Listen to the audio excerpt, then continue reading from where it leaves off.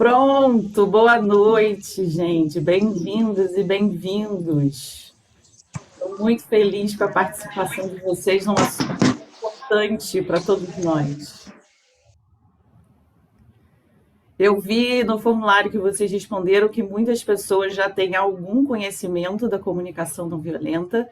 Então, para quem já tem, acho que vai facilitar ainda mais. Para quem não me conhece, eu sou a Dayana Bonar. Eu trabalho já há mais de 10 anos com temas de gestão de conflitos, estudos da paz, e a comunicação não violenta me acompanha já há mais de 10 anos. E a CNV, ela é uma abordagem de relacionamento, ela não é uma técnica de comunicação. Então, o objetivo da comunicação não violenta é desenvolver um novo olhar para as pessoas e para nossas relações, sejam elas no ambiente de trabalho, no ambiente familiar e também no ambiente amoroso, né, no ambiente de casais. Então, eu escolhi trazer esse tema para vocês, sabendo que o Dia dos Namorados está aí, então, como pretexto para a gente conversar um pouquinho sobre isso. O objetivo aqui é que não seja só uma palestra expositiva, mas que vocês também possam trazer os olhares e os questionamentos que vocês tiverem aqui ao longo do nosso encontro. Então, eu vou trazer algumas informações, vou compartilhar algumas histórias. Vocês também sintam-se convidados para compartilhar histórias de vocês. Uma história enriquece a vida de outras pessoas. E também tem momentos abertos para tirar dúvidas e uma praticazinha no final, que quem tiver, os casais que estiverem juntos já podem fazer um com o outro, e quem não tiver, a gente faz as duplas através do próprio Zoom. Tá bom? Então vamos lá, gente. A primeira pergunta para vocês refletirem é o seguinte: você tem segurança emocional no seu relacionamento? O que isso significa? Você consegue compartilhar na relação como você pensa e como você se sente? É um ambiente seguro para que você tenha conversas que às vezes são difíceis e você consegue iniciar essa conversa difícil? Você se sente à vontade sendo quem você é? Você consegue olhar para o seu parceiro ou para a sua parceira com compaixão e empatia? Talvez não seja a resposta sim para todas as perguntas, mas é importante que para pelo menos alguma delas isso seja verdade, né? Tem uma mulher que está fazendo uma mentoria individual comigo e ela é casada há mais ou menos uns 6 anos e ela é jovem, ela tem 35 anos. E claro que as pessoas me procuram quando o conflito chega num nível que a pessoa perde a capacidade de resolver sozinha. E o que aconteceu nesse relacionamento foi uma mistura do homem com dificuldade de expressar os seus sentimentos. Então, quando a gente não expressa aquilo que a gente sente e realmente como a gente pensa uma situação, a outra pessoa pode interpretar que você está aceitando de bom grado aquilo que está posto, porque você não tem disposição de discutir. Então, a não discussão e o silêncio, eles geram da outra pessoa uma interpretação sobre isso, que pode estar certa ou não. Então, se não há uma comunicação clara e transparente, isso começa a gerar um conflito que pode ser pequeno no início, mas que ele aumenta ao longo do tempo. Então, quando eu pergunto para ela como que você resolve algo que acontece de incômodo, tem uma briga, né, normal. Às vezes as pessoas ficam sem se falar durante umas horas, ou ficam sem se falar durante um dia. E depois, né, apaziguam aí os ânimos e voltam a se falar para tentar resolver. Só que nesse caso, às vezes ela ficava sem se falar durante 2 semanas, depois ficava sem se falar durante um mês. Eu falava, gente, como que você consegue ficar sem falar com a pessoa com quem você mora durante um mês? Então, isso é muito perigoso, de novo, quando não há comunicação, há imaginação. E a imaginação, numa situação de conflitos, ela está muito relacionada aos rótulos e aos julgamentos que eu faço da pessoa. Então eu falo, essa pessoa não se importa, ela é lerda, ele é desorganizado, essa pessoa não me ajuda, ele é bagunceiro, essa pessoa é sem noção. Então, se não tem comunicação, a possibilidade de eu cristalizar essa pessoa nesse julgamento é muito maior. Então, o conflito ele fica mais difícil, porque quando eu olho para essa pessoa na minha frente, eu não consigo mais enxergar a pessoa, porque o que está na minha frente são esses rótulos que foram sendo cristalizados. Faz sentido para vocês isso? Vocês podem colocar no chat também as respostas que eu vou seguir acompanhando.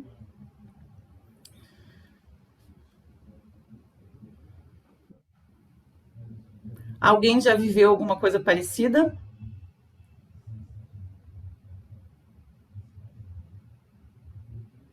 E aí, gente, quando eu falo o seguinte, você consegue praticar a compaixão e a empatia? A compaixão, ela é um lugar aonde eu olho esse ser humano na minha frente como uma pessoa imperfeita. E essa pessoa tem falhas. E ainda assim eu amo essa pessoa.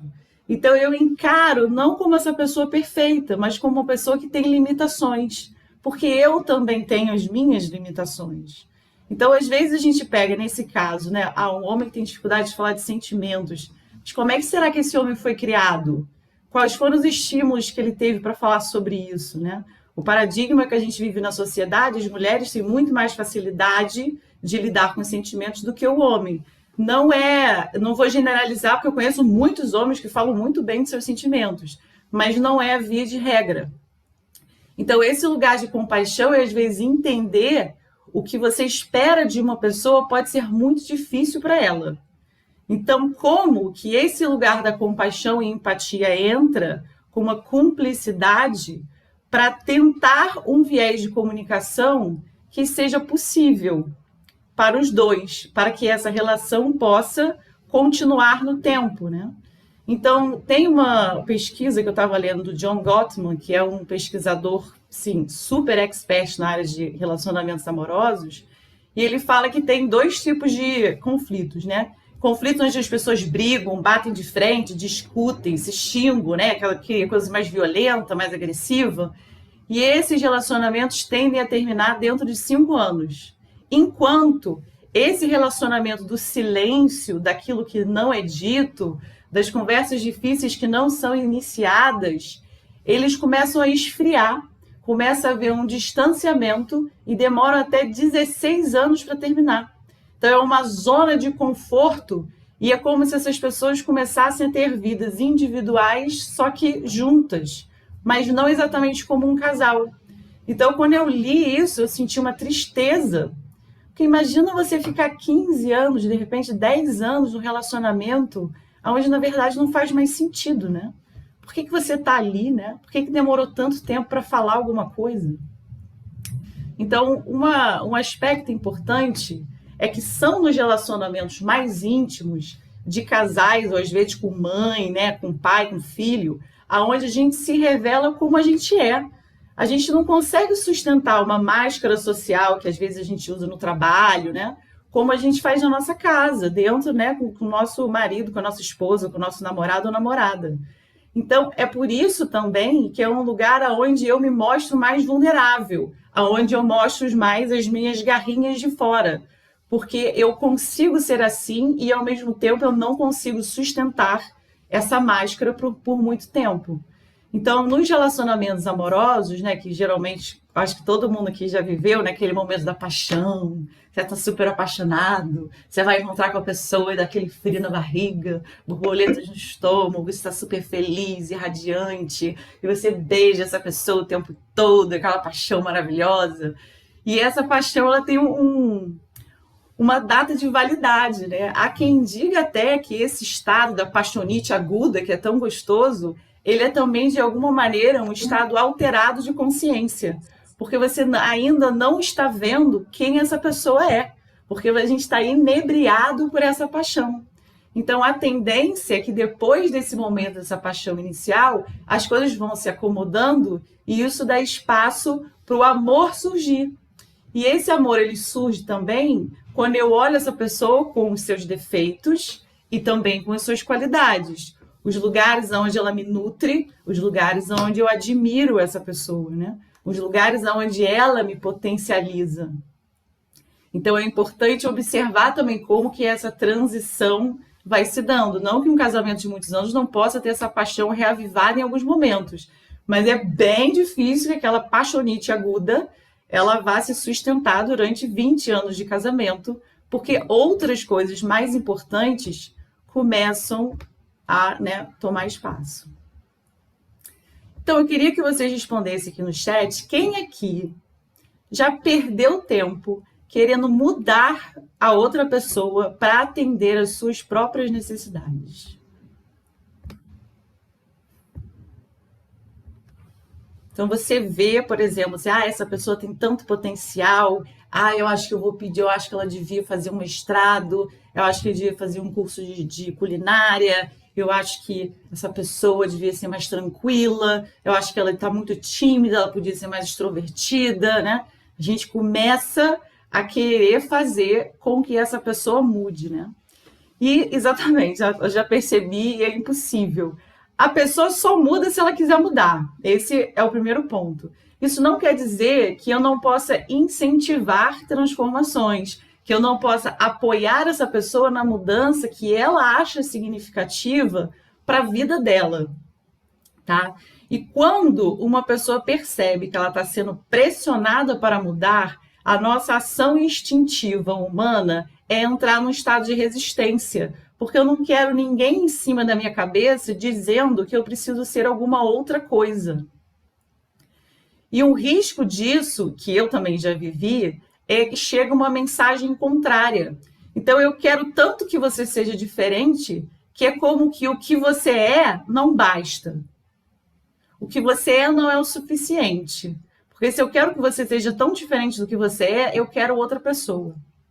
E o que eu também já vivi é como se eu me apaixonasse pela ilusão que eu fiz do que essa pessoa poderia ser.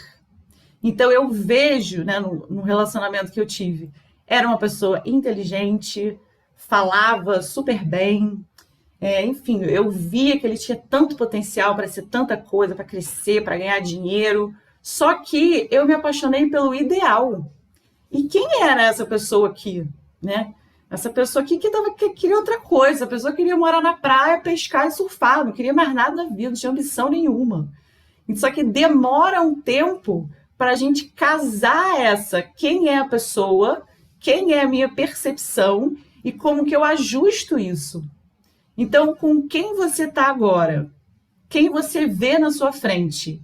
É o ideal imaginário que você criou para essa pessoa? Ou você vê quem a pessoa é? Sabe? Faz sentido, gente?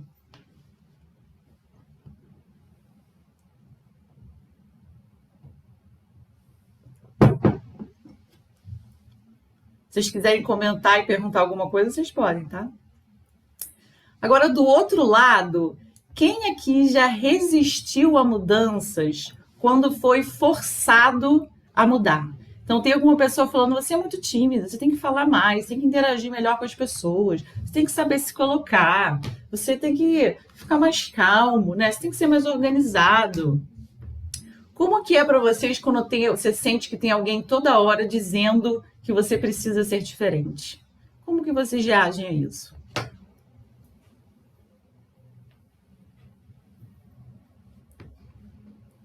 Alguém quer falar?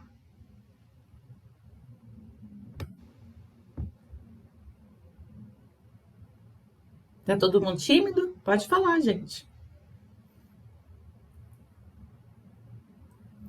Sentimento de que ali não é o meu lugar. Então pode surgir esse sentimento de inadequação. Ou uma pessoa que está se sentindo o cocô do cavalo do bandido, né? Ou você se irrita. Então, como que a gente pode, ao mesmo tempo, estimular alguma coisa que a gente vê de positivo? Então, quando eu amo uma pessoa, eu vejo o potencial dela, como é que eu posso sugerir isso, né? Quero que o outro mude, mas eu mesma não mudo quando sou convidada a isso. Exatamente. Então, como que a gente estabelece esse diálogo a partir de um lugar de compaixão e empatia para que a pessoa se inspire? E a pessoa se inspirar não significa que ela vai mudar. Então, existe um questionamento nosso que é: eu amo essa pessoa como ela é no momento? Pode ser que ela se transforme, que ela realmente desenvolva todo o potencial que ela tem e você fique super feliz da vida. Mas você ama essa pessoa como ela é no momento? Você é capaz de aceitar as falhas que essa pessoa tem no momento, no presente? Então, esse é um convite para que você olhe esse ser humano na sua frente como ele é no momento que ele está com você. Todo relacionamento tem melhorias que podem ser feitas e todos nós podemos melhorar enquanto pessoas, né? Então, esse é um ponto que é muito importante. Outra coisa é o seguinte, gente. Quem aqui acha que critica mais do que elogia ou faz apreciações? Quem aqui acha que é muito crítico? Que fica dizendo o tempo todo: você não lava a louça está fora do lugar, sua roupa está espalhada pela sala, a guimba de cigarro está na varanda, você esqueceu a toalha molhada em cima da cama, você de novo chegou atrasado para o compromisso, você não se importa comigo, o carro está sujo, você precisa dar mais atenção para as crianças. Então, mesmo que eu não fale você é isso, quando eu estou apontando tudo aquilo que me incomoda, essa é uma forma de receber crítica, né? Estou vendo um monte de eu, né? Então, todos nós fazemos isso. Então, um estudo de relacionamento diz que, em média, para cada crítica que eu faço, eu preciso fazer 5 elogios. Porque a crítica, ela tem um poder destrutivo muito grande. E a gente tende a lembrar mais das críticas que a gente recebe do que das apreciações e dos elogios e dos afetos que são demonstrados para a gente. Infelizmente, a gente tem essa tendência, né? Então, um convite que a comunicação não violenta faz para a gente é fazer perguntas, porque as perguntas, elas nos convidam a um diálogo. E a crítica, elas nos engessa nos rótulos e nos estereótipos que a gente faz da pessoa. Nós somos nosso universo mental, a forma como a gente olha o mundo, a forma como a gente pensa, a forma como a gente se relaciona é muito peculiar. Cada um tem o seu, porque cada pessoa tem um mapa mental, cada pessoa tem uma forma de demonstrar amor e afeição. Tem um livro chamado As 5 Linguagens do Amor que descreve essas 5 linguagens. Então, tem algumas pessoas que, quando querem demonstrar carinho, elas dão um presente. Então, eu vou lá, eu vou comprar uma camisa linda para o meu namorado, ele vai ficar super feliz. Tem outras pessoas que não são pelo presente, mas são por atos de serviço. Não, eu vou preparar para você um jantar maravilhoso, eu estou colocando a minha energia nisso. Outras pessoas são mais o dizer, né? Eu te amo, você é maravilhosa. Então, é importante que você entenda no seu relacionamento qual é a linguagem de amor sua e qual é a linguagem do amor do seu companheiro ou da sua companheira. Então, é importante que vocês conversem sobre o que faz você se sentir amado, né? O que eu faço que você percebe o amor que eu sinto por você? É quando eu dou um presente? É quando eu falo? É quando eu faço alguma coisa por você? Exatamente. Tempo de qualidade, atos de serviço. Obrigada, Janaína. Então, é importante ter essa conversa. Às vezes é igual e às vezes não é. Então, eu já tive também contato com outros casais onde uma pessoa falava: nossa, mas ele nunca diz que me ama. Mas o que ele faz, né? Que outras coisas essa pessoa faz? Não, ele faz tudo que eu peço, assim. Se eu peço uma água, ele vai lá e pega. Se eu peço um favor, não sei o quê, ele vai lá e faz. Então, isso também são demonstrações de amor e de afeto que são importantes serem levadas em consideração. Então, quando a gente fala desse mapa de mundo e mapas de afeto, essa pergunta aí no meio é uma pergunta literal de: você sabe como o seu parceiro pensa, sente, compreende o mundo? Então, ao invés de você chegar com um julgamento, né? Tipo, você é bagunceiro. A gente entra num lugar de exploração com curiosidade e de perguntar, por exemplo, né? Numa casa, o ideal de casa, como que essa casa se organiza para você? O que que numa casa, né, numa vivência 2 te incomodaria? Uma cozinha arrumada. O que que é uma cozinha arrumada para você? O que que é uma cozinha arrumada para mim?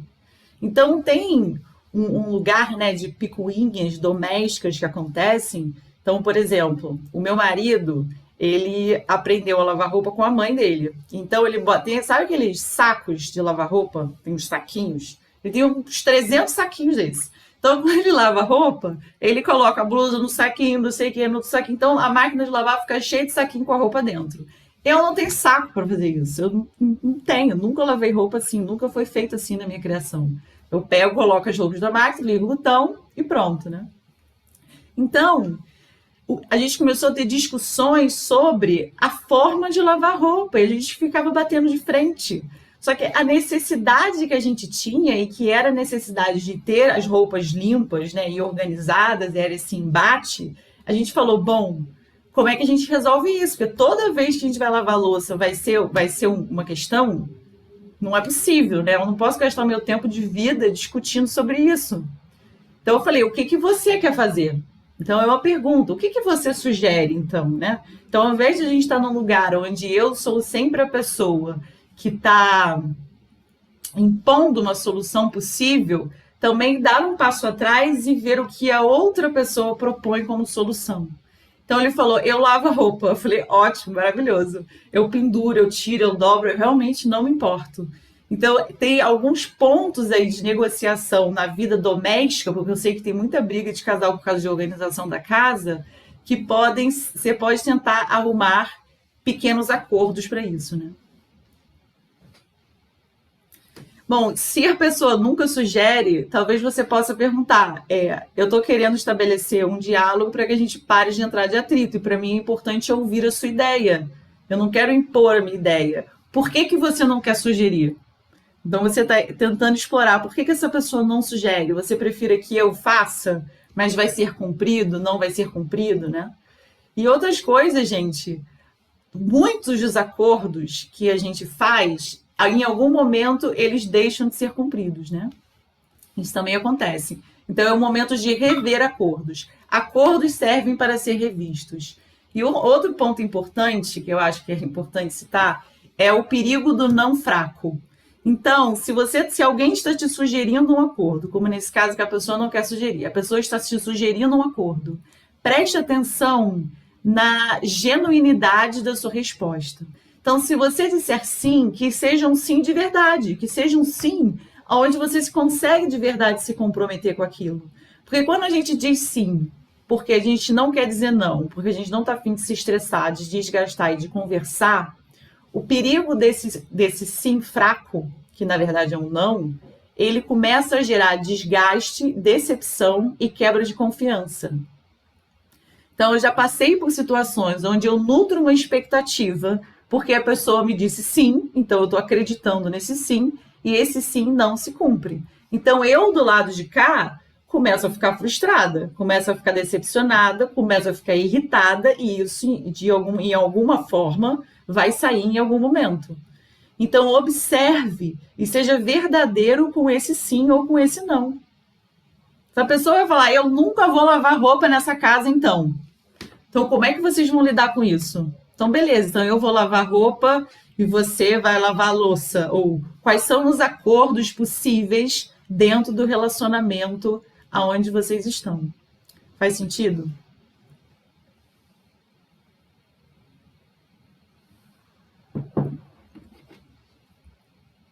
Estão quietinhos, gente, pode falar.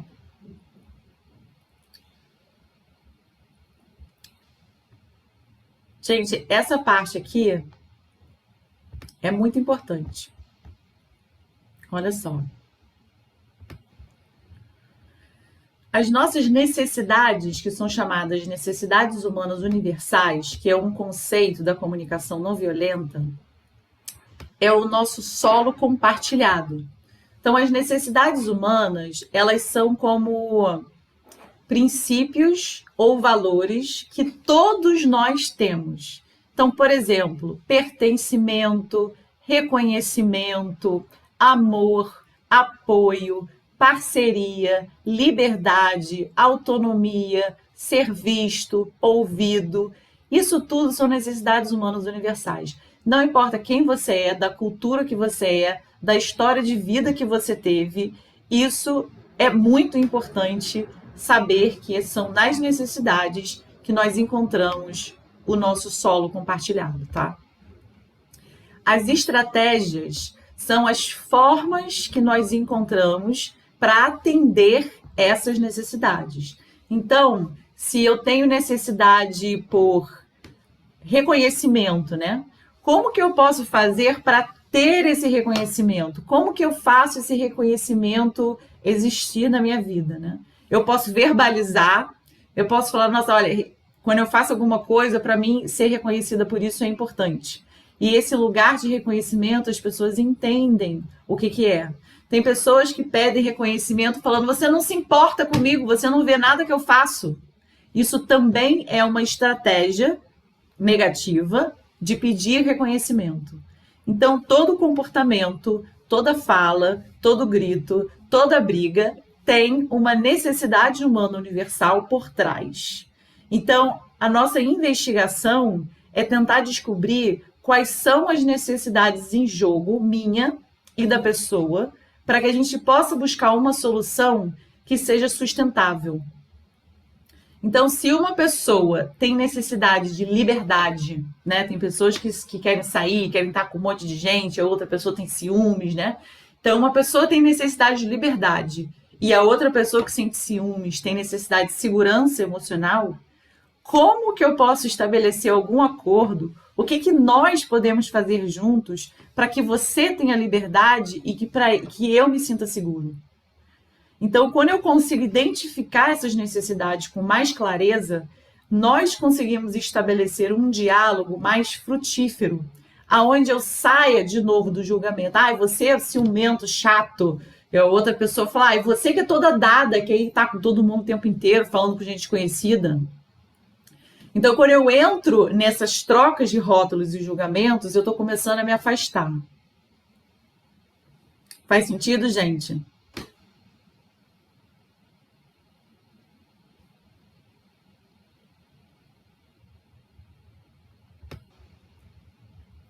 E a interpretação aqui é o seguinte: o meu julgamento e a análise que eu faço de você, ela não é você. Ela é a minha interpretação sobre você e sobre o seu comportamento, tá? A interpretação, preste atenção nessa parte. A interpretação que eu faço de determinada situação gera em mim um sentimento. E isso é muito rápido. Algo acontece, eu faço um julgamento, uma interpretação, e isso aciona um sentimento em mim. Então, vou dar exemplo de uma outra pessoa que faz mentoria comigo. Ela tem 40 e poucos anos, já foi casada, tem 3 filhos, se divorciou e estava namorando. E ela pagou uma viagem linda para a Bahia, para o sul da Bahia, passaram 10 dias de lua de mel maravilhosos e tal, parará. E aí voltaram. Quando voltaram, ele postou uma foto no Instagram, no Stories, sei lá, que estava ele sozinho na foto numa praia linda, maravilhosa. Qual foi a interpretação que ela fez? O que vocês interpretariam?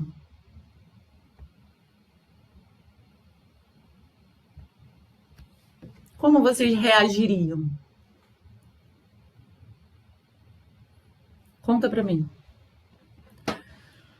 Você tem um namorado, namorada, você paga uma viagem, banca tudo, escolhe o lugar, faz uma, né, coisa linda, maravilhosa e ele posta uma foto sozinha.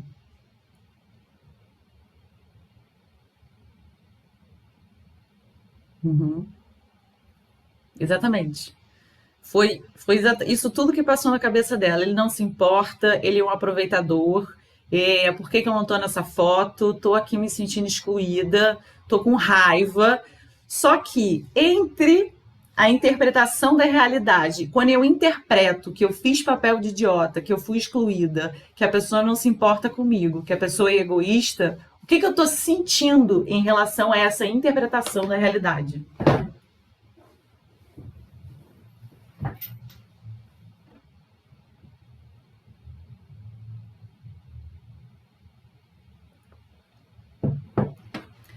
O que que eu sinto? Pode escrever aí no chat. O que que eu sinto quando eu faço uma interpretação que eu fiz papel de idiota ou que eu fui excluída?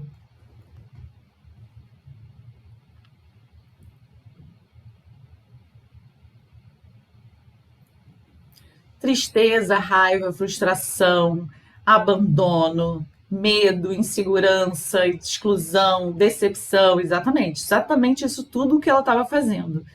E o que que vocês acham que ela fez? Vontade de matar também. Exatamente o que ela falou para mim. Ela pegou o telefone com esse momento, essa inspiração de raiva e falou isso tudo soltando os cachorros, né? Você é um aproveitador, você fez a viagem comigo, eu banquei tudo, como assim? Você coloca a foto sozinho, por que eu não tô na foto, não sei o quê, que pererê, que parará. Mas assim, e isso praticamente levou a um término, tá? E o que acontece? Quando a gente foi fazendo a mentoria e tentando descolar, a gente precisa descolar a nossa interpretação pessoal de um fato que aconteceu para dar espaço para as perguntas empáticas. Então, o que eu quero aqui, sugerindo para vocês entre essa reação que vem de uma interpretação, precisa ter um ponto de interrogação se, peraí, isso aqui que eu estou interpretando é real? E você pode checar com a pessoa vindo de um outro lugar. Então, a prática, né, o desenvolvimento que ela fez usando a comunicação não violenta, então quando a gente usa a comunicação não violenta, eu estou expressando as minhas necessidades, os meus sentimentos e como eu estou lendo essa história. Então, ao invés de vir desse lugar, se esse relacionamento é importante para você e você quer estabelecer uma conexão e não um afastamento, e você quer entender o mapa de mundo dessa pessoa, você precisa entrar aí com uma pergunta. Então, por exemplo, ela ligou depois para ele e falou, olha, quando eu vi aquela foto no Instagram de você sozinho, depois que a gente fez uma foto maravilhosa, eu fiquei triste, porque o sentimento no fundo de toda raiva, frustração e tristeza. Eu fiquei me sentindo triste, porque eu interpretei como se a minha presença não importasse, ou que, sei lá, se eu tivesse feito aquela viagem sozinha, tipo, por que eu não estava na foto? O que te levou a colocar aquela foto? Então, ele teve o espaço, então agora ele tem espaço de diálogo, antes ele não tinha, antes ele está sendo execrado, taxado, e ele está mais preocupado em se defender de volta. Então, ele fala, eu postei porque eu achei a foto bonita, não pensei em nada especificamente, fui lá e postei a foto, e eu não sou muito adepto de ficar mostrando os relacionamentos íntimos na mídia social. Geralmente, meu Instagram tem foto de coisas, ou paisagens, ou de mim. Não é algo que eu tenho o hábito de fazer. Então, a partir do momento desses dois mapas de mundo, é possível haver algum tipo de conversa. Antes, não foi possível ter. Então, a abordagem que eu faço, até para relatar algo que me incomoda e que eu gostaria que fosse diferente, vai fazer diferença em como essa pessoa vai estar disposta a te ouvir. Então, uma necessidade humana muito importante dos relacionamentos é a escuta, né? Muita gente não se sente ouvido, não se sente escutado. Tem uma pesquisa que diz que casais que estão casados há muito tempo nem percebem exatamente quando a outra pessoa está triste ou não. Então, essa qualidade da conexão, ela está relacionada com esse espaço da curiosidade. Então, entre o rótulo, o fato, coloca um ponto de interrogação, respira fundo 15 vezes e coloca um ponto de interrogação para que vocês se deem a oportunidade nesse relacionamento para entender o que está acontecendo, qual é a motivação, qual é a visão, qual é o mapa de mundo dessa outra pessoa. Então, gente, antes de eu entrar aqui nessa parte específica, eu vou pedir para vocês fazerem o seguinte. Deixa eu pegar o link aqui. Peraí. Eu vou postar aqui no chat uma lista em PDF de vários sentimentos e necessidades. Eu quero que vocês cliquem nessa lista, que vocês abram esse PDF agora e que vocês deem uma lida nas palavras que estão aí. Porque o nosso vocabulário, o nosso repertório de sentimentos e necessidades costuma ser muito limitado. Então, é importante que a gente tenha mais vocabulário para expressar tanto aquilo que está bom, como aquilo que não está bom. Então, abre essa lista e eu vou dar uns 3 minutinhos para vocês darem uma olhada. Enquanto vocês estão lendo, tentem pescar quais são as necessidades que são muito importantes para você nesse relacionamento e quais são as necessidades que são muito importantes para o seu companheiro ou para a sua companheira. Pode ser?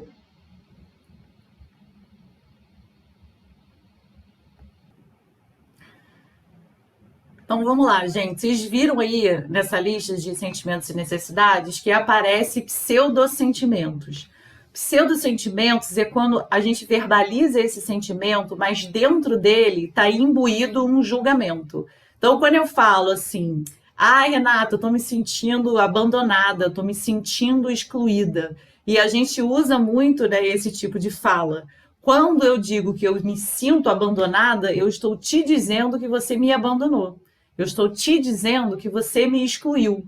Então, eu estou apontando o dedo, dizendo, você me abandonou, você me excluiu. E, na verdade, o sentimento genuíno seria tristeza, ou frustração, ou raiva, né? Então, quando a gente combinou um encontro, eu cheguei lá e você não apareceu, eu fiquei com raiva, eu fiquei frustrada. Então, você interpreta que a pessoa te abandonou. Faz sentido? Então, vou pedir para vocês clicarem aqui nesse link. É um vídeo do Marshall Rosenberg, que é o sistematizador da comunicação não violenta, e é um vídeo de 4 minutos, tá? E é um vídeo legal, porque ele está falando sobre essa conversa, sobre o que é o amor. Então, eu quero que vocês assistam e voltem com comentários, insights, e a gente fala um pouquinho sobre isso, tá? Alguém aí é casado com um chacal? Com um lobinho? Exatamente. E é claro que esse vídeo, ele tá ali colocando em estereótipos, né, muito claros sobre essa função da girafa e do lobo, e às vezes a gente é um pouco do chacal, às vezes a gente é um pouco da girafa, e a comunicação não violenta, ela nos ensina a ser a girafa, porque ela está nos conectando com aquilo que realmente é importante para mim. Então, se eu não sei o que eu preciso, como é que eu vou expressar isso para você?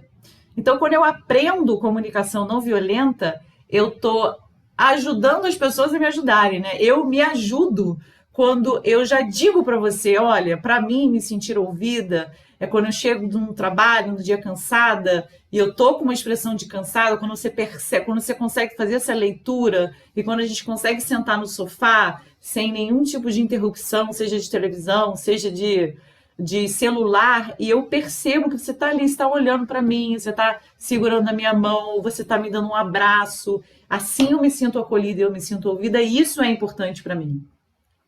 A gente fica achando que as pessoas precisam adivinhar, né?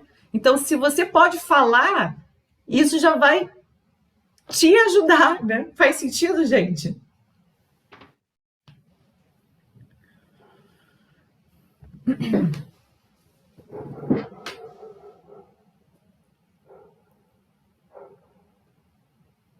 Exatamente. Então, a comunicação não violenta trabalha com autorresponsabilidade. Eu sou responsável pelas minhas escolhas. Eu sou responsável pelo que eu escolho. Eu sou responsável quando eu escolho silenciar. Eu sou responsável pela consequência quando eu escolho gritar com alguém. Eu tenho poder de escolha. Então, eu queria que vocês fizessem um exercício agora, que é o seguinte: pensa em uma frase, uma ou duas frases, e dentro do seu relacionamento amoroso, aonde você diz, eu tenho que, tá? Ah, eu tenho que manter a casa arrumada, eu tenho que fazer tudo que essa pessoa me pede, ou eu tenho que... O que é esse eu tenho que você está se dizendo, tá? Pensaram? Quem quiser escrever no chat o eu tenho que, pode ajudar.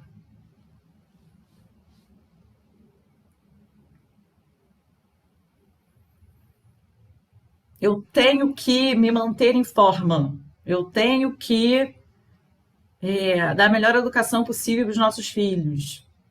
Eu tenho que dar conta da casa, do trabalho e das crianças. Eu tenho que ser organizado, né? Agora você vai substituir o eu tenho que por eu escolho. Eu escolho ser organizado porque você quer atender alguma necessidade. Qual é a necessidade por trás dessa escolha? Então, quando eu falo eu tenho que, eu estou rígida em uma possível solução. Quando eu falo eu escolho, a impressão que eu tenho é que aparecem outras escolhas possíveis, né? Eu escolho, e quando eu penso no caso dessa pessoa que fez mentoria comigo, né? Eu escolho silenciar, e essa escolha está relacionada com o medo da separação, né? O que na verdade é meio contraditório, mas para ela é real. Eu tenho medo de começar uma conversa e que essa conversa lide numa separação. Então eu escolho me silenciar porque eu estou defendendo aí uma necessidade quase de autopreservação. Então, quando eu falo, nossa, eu estou fazendo isso porque eu estou pensando na minha autopreservação, ou na minha paz de espírito, ou no. Mas será que você está tendo essa autopreservação, essa paz de espírito com essa escolha? Será que existem outras escolhas possíveis? Então, esse exercício de substituir eu tenho que por eu escolho amplia as suas possibilidades de estratégia. Tá fazendo sentido isso, gente?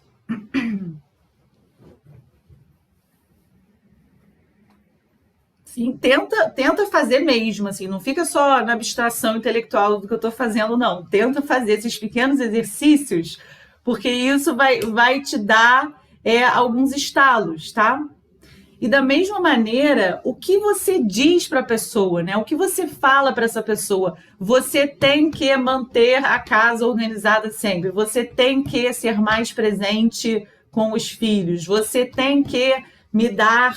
Você tem que atender o telefone todas as vezes que eu te ligo imediatamente. Você tem que responder o meu zap. Você tem, mas distribuir tem que para a gente e para os outros, né? Distribuir tem que é uma maravilha. Então, para outra pessoa, você vai substituir o tem que por eu gostaria. Eu gostaria que você passasse mais tempo com os nossos filhos. Por quê? E esse porquê é a sua necessidade. Porque a conexão entre vocês é muito importante. É diferente de você tem que passar mais tempo com. Para mim, quando eu vejo você brincando com esse tempo de qualidade com os nossos filhos, eu fico tão feliz, porque você é uma ótima referência para eles, e isso me deixa num lugar assim de plenitude quando eu vejo isso acontecendo.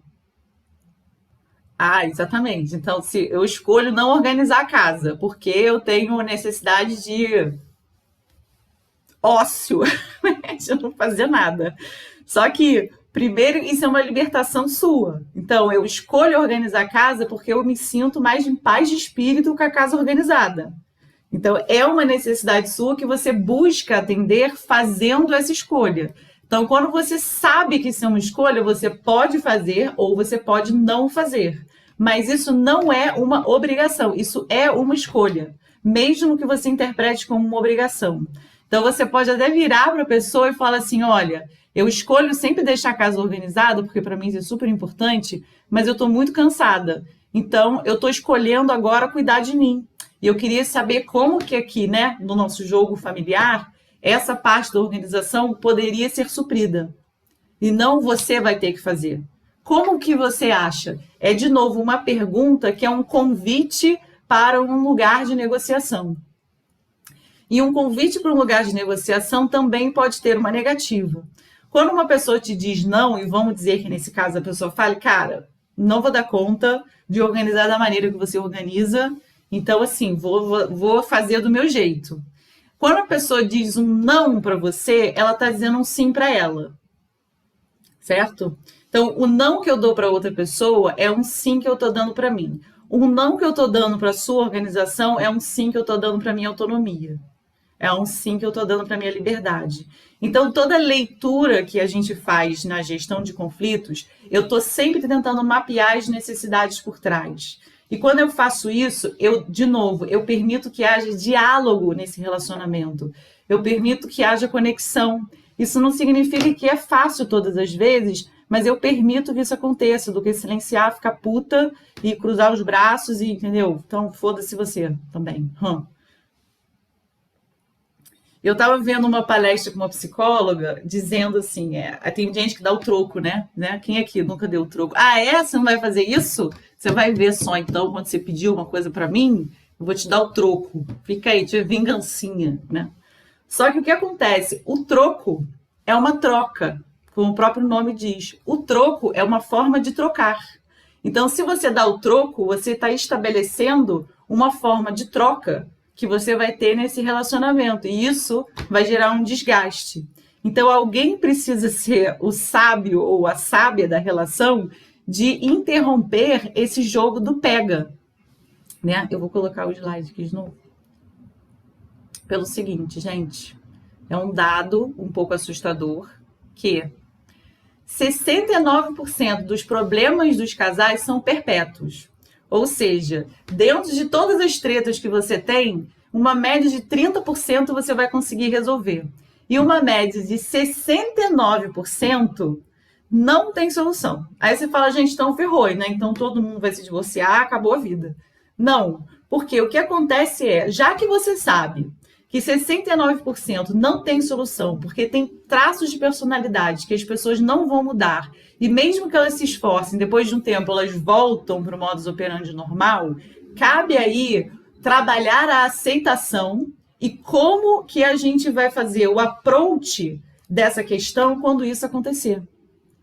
Então, por exemplo, picuinhas domésticas, né? A pessoa sempre deixa a luz da casa acesa e a gente combina que tem que deixar a luz apagada porque a conta de luz é alta.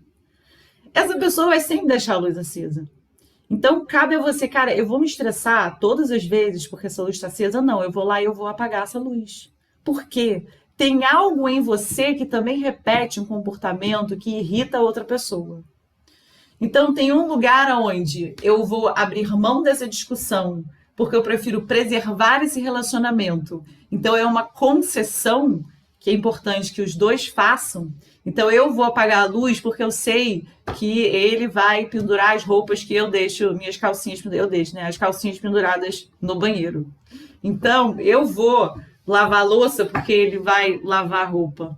Então, como que vocês podem mudar o approach para que cada uma dessas questões que são perpétuas não gere toda hora o mesmo tipo de discussão que gera um desgaste que irrita. Então, dentro desse contexto, é importante que você perceba aquilo que você está disposto a negociar e quais são os traços de personalidade que você não está.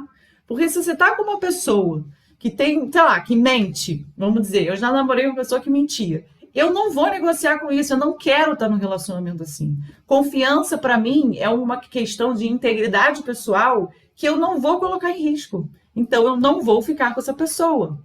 Então, tem um lugar também de um questionamento desses relacionamentos que são muito conturbados, de você parar e pensar, é isso que eu quero para mim? Então, essa pergunta também é importante, né? É assim que eu vou querer viver? Sabendo desses 30%, desses 69%, qual é o approach, se tem diálogo. Então, essas pesquisas do John Gottman, ele fala que tem 4 comportamentos negativos que são responsáveis por grande parte dos divórcios. O primeiro deles é o excesso de crítica, que é um saco, né? Se a pessoa sempre te criticando, você está sempre criticando a pessoa, e aí quanto mais crítica você recebe, mais você fica criticando, meio que para dar o troco, né? Então, isso vira um jogo de quem pega quem primeiro, que gera desgaste, você começa a rotular a outra pessoa de chata ou arrogante. A outra atitude é a defensiva. Então, você quer comunicar com uma pessoa, você está trazendo algo que te incomoda e a pessoa está sempre se defendendo, justificando, trazendo argumentos, porque foi o trânsito, porque foi a pessoa, porque eu estava cansado, porque isso, porque aquilo. Essa atitude defensiva, ela não permite chegar num lugar de vulnerabilidade e de autorresponsabilização, sabe? Então, cara, fui grosso mesmo com você, estava nervoso, desculpa, não é isso que eu quero, vamos tentar fazer diferente, tá? A indiferença, que é esse caso que eu falei da pessoa que faz a mentoria comigo, é um lugar onde eu prefiro fingir que esse conflito não existe. Eu vou jogando ele para debaixo do tapete, eu não expresso exatamente o nível de raiva e de frustração que eu tenho, então a coisa começa a esfriar e começa a ir cada um para lados diferentes, né? Então, isso é muito comum nos relacionamentos. E o desprezo.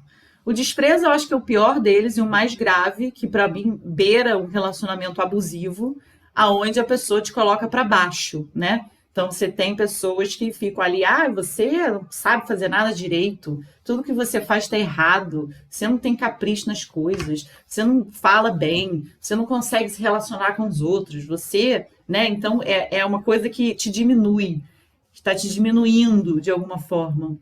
Eu lembro uma vez que eu estava dirigindo, não tinha muita experiência de dirigir. E aí o meu ex-namorado lançou uma dessa, né? Você dirige muito mal, que você nunca vai dirigir direito, alguma coisa assim. Só que eu sou muito ligada nessas coisas, né? E eu lembro de virar para ele e falar assim: qualquer proficiência na nossa vida é uma questão de prática. Então, se eu praticar e se eu quiser, eu vou ser uma excelente motorista e não é você que vai me dizer que eu não posso fazer isso. Então, tem algo que a gente trabalha sobre integridade, contrato de integridade, principalmente com as mulheres, que são mais vítimas de violência doméstica, aonde eu preciso saber quais são os meus limites de segurança emocional. Aonde está a sua linha que não pode ser atravessada? Aonde está a sua linha que, se for atravessada, você precisa colocar um limite nisso? Você precisa, na hora, falar: isso aqui não tá bom, isso para mim não vai prestar, eu me amo, né? Isso tem a ver com auto-amor, com autoestima e com autoconhecimento.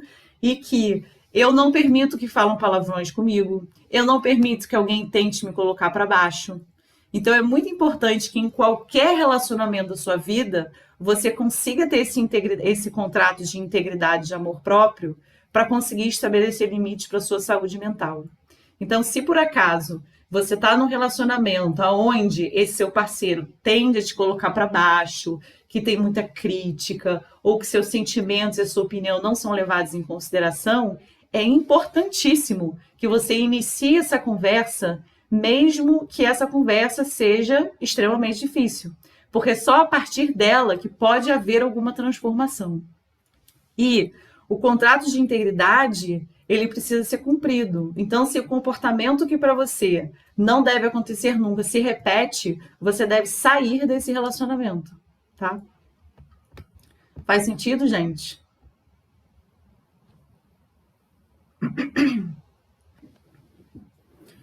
Isso. Tem gente que na defensiva parte para acusação. Sim, atacar o outro é uma forma de defesa também, né? Então, gente, dado que tem essa grande porcentagem de problemas que são perpétuos, a chave está em como que eu crio um ambiente que favoreça a nossa conexão e a conversa sobre isso. Está relacionado com o que você precisa aceitar olhando o seu parceiro como ele é e não sobre a ilusão de quem ele pode vir a ser. E também olhando para si, para o seu próprio rabo, saber o que essa pessoa está aceitando sobre mim.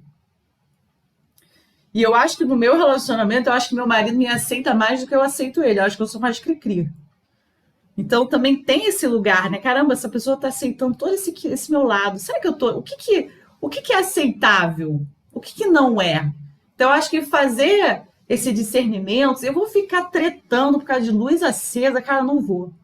Eu escolho ser feliz, sabe assim?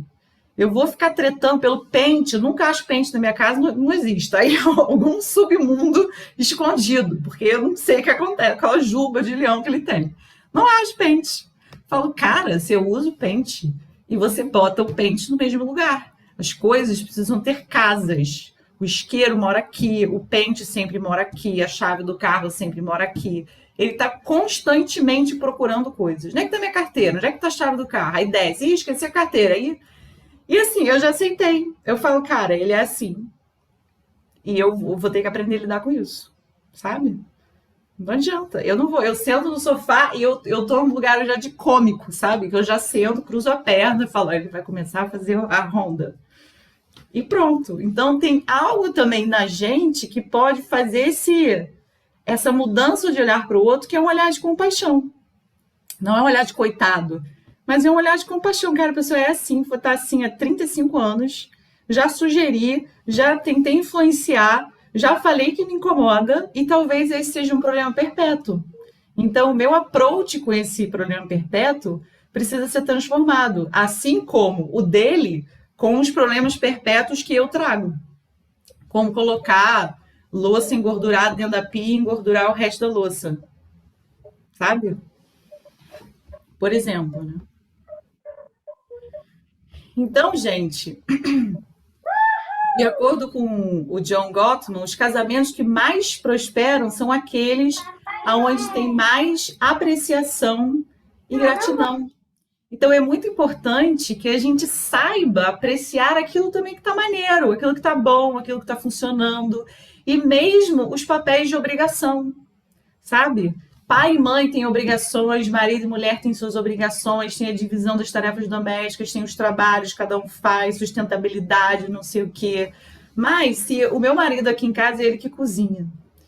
E assim, não é nem necessariamente uma obrigação, mas é uma divisão das tarefas, mas não me custa apreciar e falar, nossa, eu fico tão feliz quando você cozinha, bota seu esforço, seu amor, traz uma comidinha tão gostosa pra gente comer. Eu fico feliz com isso. E para ele também é gostoso ouvir esse lugar de apreciação, sabe? Então tem coisas que ficam passando batidas, né? Mas que são tão importantes da gente comunicar e da gente apreciar, porque isso é uma forma da gente alimentar o nosso amor. Então, o que eu quero sugerir agora para vocês é uma prática que eu queria que vocês fizessem de verdade com a pessoa, de presente de Dia dos Namorados, tá? Então, na comunicação não violenta, existe uma distinção entre o que é elogio do que é apreciação. O elogio, ele também é um rótulo, né? Então, se eu falo, cara, você é um babaca, é um rótulo. E eu falo, cara, você é maravilhosa. O maravilhosa sozinho, ele é um rótulo. Talvez a pessoa receba esse elogio de uma maneira positiva. Pô, ele me acha maravilhosa, ele me acha inteligente. Mas na apreciação, eu estou trazendo, eu estou destrinchando, estou desdobrando esse rótulo e dizendo o que é exatamente que essa pessoa faz que você acha ela inteligente. Por que você acha essa pessoa realizadora de sonhos? Por que você acha essa pessoa muito gentil? O que exatamente essa pessoa faz por você que nutre sentimentos tão positivos como feliz, amada, completa, orgulhosa, cuidada, você sente admiração, paz de espírito, conforto.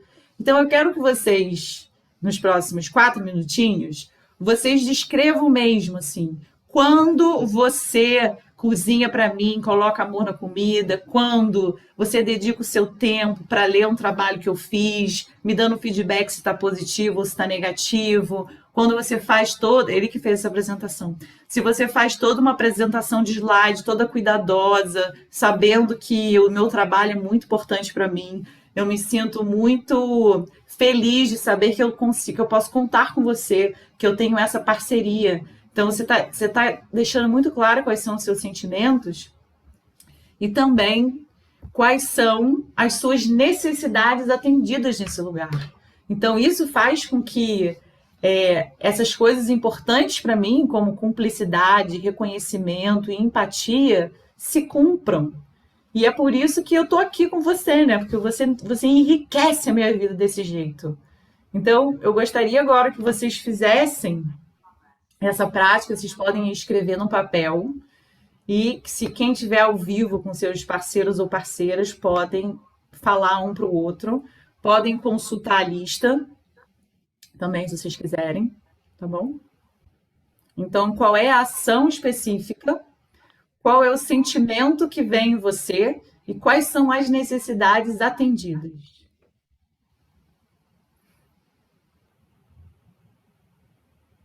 Então, a gente está se encaminhando para o final agora. E eu disse que eu daria um cupom de desconto para o nosso curso online O curso online são 16 horas gravadas que vocês têm acesso por tempo indeterminado, além de 6 horas de mentoria ao vivo comigo pelo Zoom. O valor do curso todo, calculando todos os benefícios que tem no curso, seria R$ 3.000, e a gente sabe que é um valor muito alto para a pessoa física. Então, a gente vende para a pessoa física por 690. Então, só para as pessoas que estão ao vivo aqui nessa aula, a gente está dando um cupom de desconto de 50%. Então, se você inserir o código POMBINHOS na página de venda, vai aparecer para você o valor de 345, que é 50% de desconto, e você também pode parcelar em 10 vezes, tá? Na página da Peace Flow, vocês vão ver que tem uma área de curso online. É só vocês irem lá, colocarem que querem se inscrever no curso, vão ser direcionados para a página de venda do Hotmart, e lá tem um espaço para inserir o cupom. Esse cupom, ele só vale hoje, até meia-noite. E são só para 30 pessoas, que tem aqui, né? 30 pessoas. Então, quem tiver interesse, achar que vale a pena, é uma mega promoção. É o maior valor promocional que a gente está oferecendo no curso, é esse aqui nesse dia. Então, lá você vai ver em mais profundidade quais são os princípios da comunicação não violenta, como gerir conflitos no trabalho, como gerir conflitos com pessoas da família, no ambiente social, com as pessoas das relações amorosas. Fala sobre inteligência emocional, sobre autocompaixão, sobre como conduzir conversas difíceis. Então, é um curso que traz bastante aprofundamento, e o principal é que você venha nas mentorias ao vivo, porque lá você vai estar junto comigo, né, de mãos dadas, junto com o grupo. Então, a gente consegue fazer muitas práticas, como algumas das quais a gente fez hoje, e desenvolver mais as nossas competências e habilidades para gerir situações que são desafiadoras. Vocês têm alguma dúvida, gente?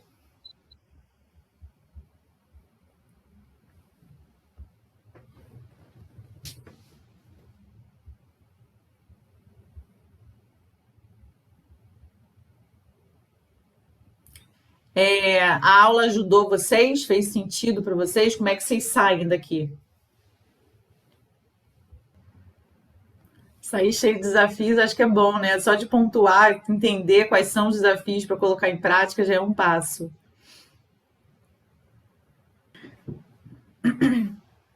Acho que a comunicação não violenta, ela vale para qualquer relacionamento.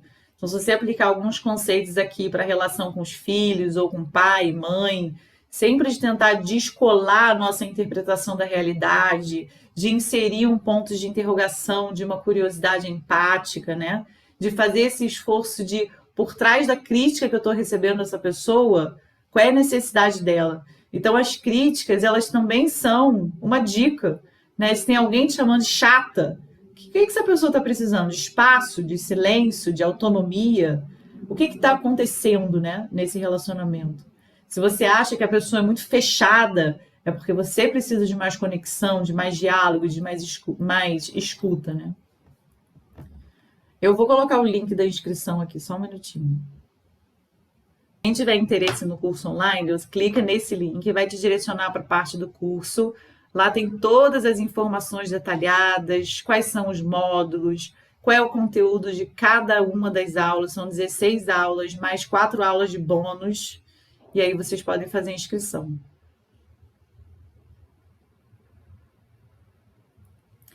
Denise, a comunicação não violenta, assim como a inteligência emocional, exige prática. Então, não adianta a gente chegar naquele momento que a gente está com mais raiva do mundo e aí resolver praticar a gestão da raiva, né? A gestão da raiva, dessas emoções mais difíceis, elas são com pequenas coisas. Então, da próxima oportunidade que for pequena e que você sentir que você consegue se controlar, tenta nesse momento respirar fundo, bebe uma água, grita no travesseiro, dá uma volta, sabe? Para num segundo momento você conversar. E é impressionante, assim, quando a gente consegue respirar no espaço, sem retrucar na hora, isso muda o nosso tom, a gente consegue fazer essas leituras, sabe?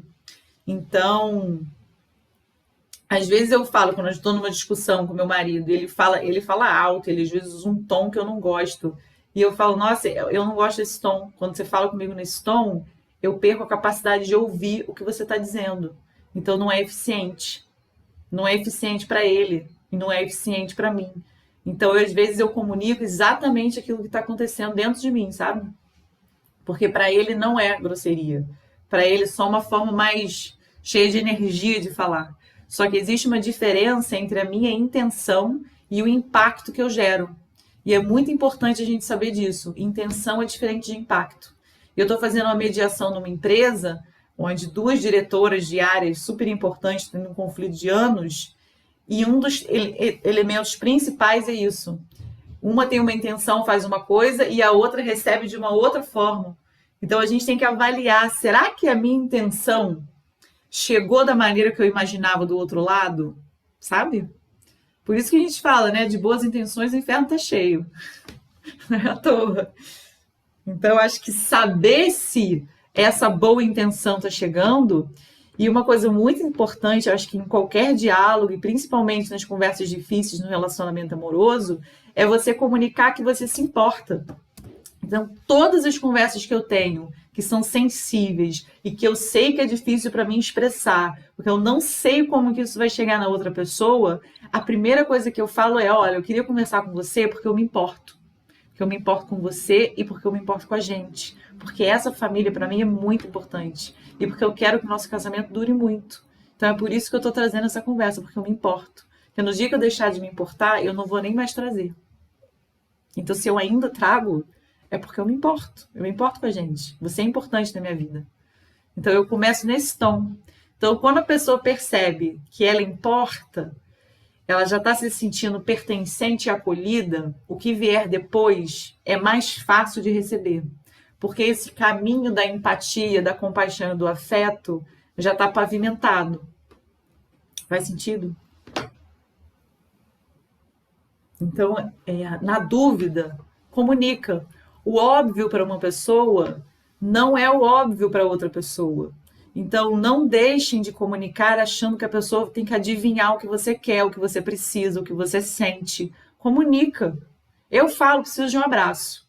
Falo, estou precisando de mais toque físico. Eu falo mesmo. Estou precisando de um cafuné, estou precisando de carinho. Fala. Às vezes a pessoa naturalmente vai perceber ou não.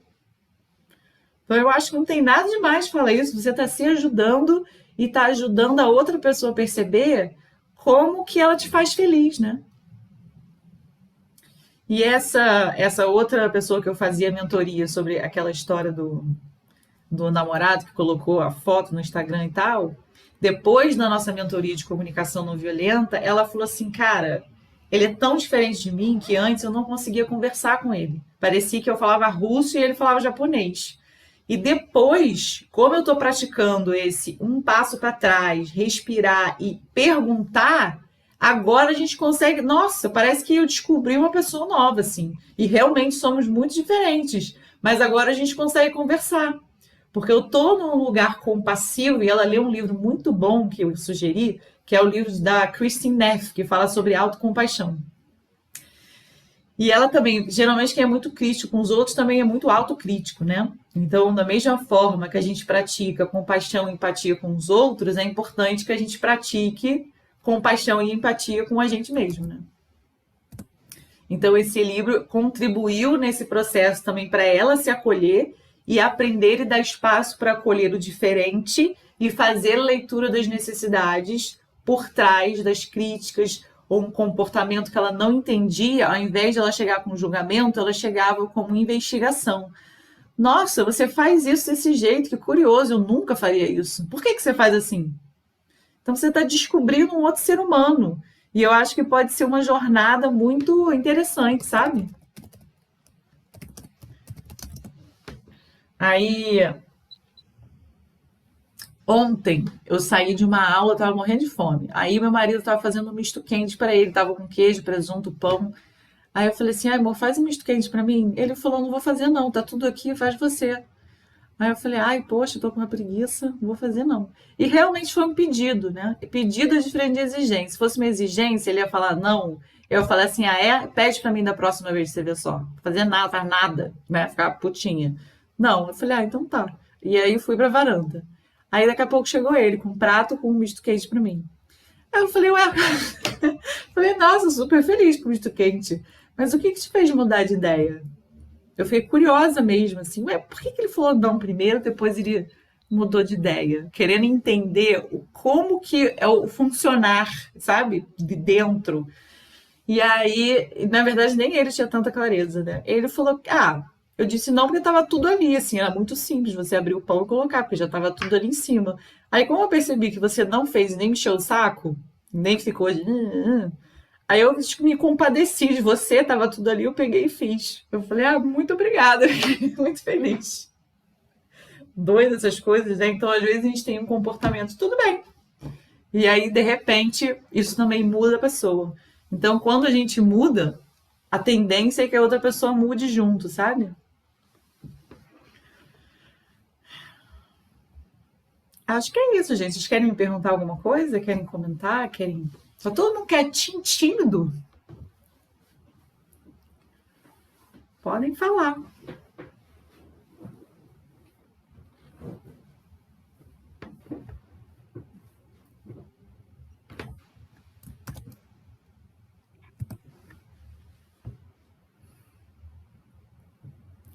Gente, então nossa aula termina por aqui, já que vocês não têm nenhuma dúvida e não querem comentar nada, já são 9 horas. Obrigada pela presença de vocês. Coloquei o link do curso para quem tiver interesse. Tá? Divulguem também que tem o curso online, as inscrições estão abertas. As 10 primeiras pessoas a se inscreverem também tem um desconto de R$ 207, que não é esse mega descontão que só vale hoje, mas é outro.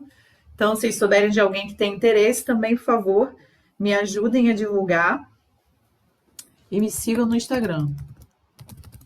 Lá eu coloco palestras, vídeos com conteúdo, indicação de livros. Eu também trago algumas coisas que eu faço com minha filha, ela tem 2 anos e meio. E eu já trabalho inteligência emocional e nomeação de sentimentos nela. Então, às vezes, eu coloco ali alguns insights das experiências que eu tenho com ela nesse sentido.